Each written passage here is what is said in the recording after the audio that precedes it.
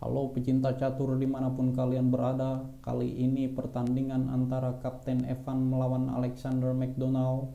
Pertandingan diselenggarakan di London pada tahun 1829.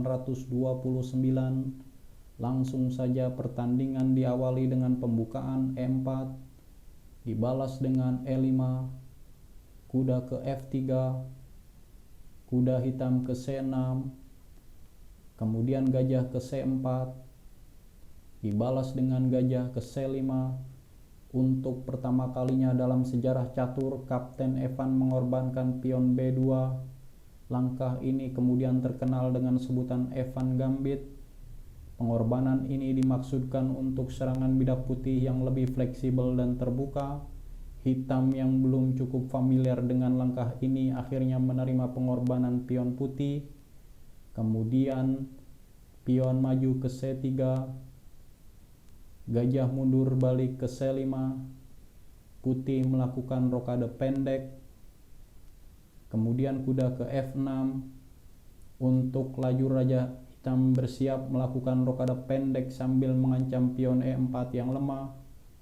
Kemudian pion maju ke D4, pion memakan pion, dimakan balik oleh pion di D4. Sampai di sini jumlah bidak hitam masih unggul 1, namun putih masih terus gencar melakukan serangan dan penekanan di petak pusat. Kemudian gajah mundur ke B6. Petak pusat masih dikuasai pion putih untuk melakukan gencatan balik terhadap kuda hitam. Kemudian pion maju ke E5, dibalas dengan pion hitam ke D5.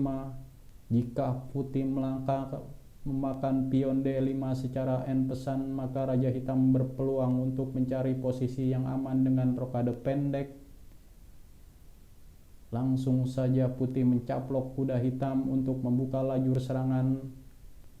Kemudian pion memakan gajah, benteng ke E1 skak, raja hitam geser ke F8, gajah ke A3 skak, raja geser ke G8. Pion putih masih gencar mengancam kuda hitam di C6 yang melindungi petak E7.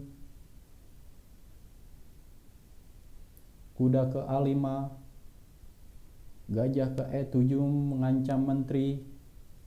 Menteri maju ke D7, pion memakan pion, raja memakan pion di G7, menteri ke D2, menteri ke G4,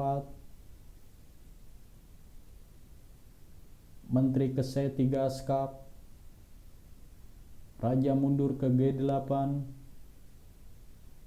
putih menukarkan menterinya dengan benteng agar posisi raja hitam tetap berada di lajur belakang. Sampai di sini permainan masih dikuasai oleh bidak putih. Kemudian raja dipaksa memakan menteri di H8. Gajah ke F6 skak. Menteri mundur melindungi raja di G7. Benteng ke E8 skak mat. Posisi serangan pamungkas oleh benteng putih di lajur E yang terbuka tak bisa dibendung lagi. Meski hitam unggul dengan jumlah bidaknya, namun posisi benteng hitam masih terkunci dan tidak berkutik di A8. Sampai di sini putih unggul dengan deklarasi kemenangannya.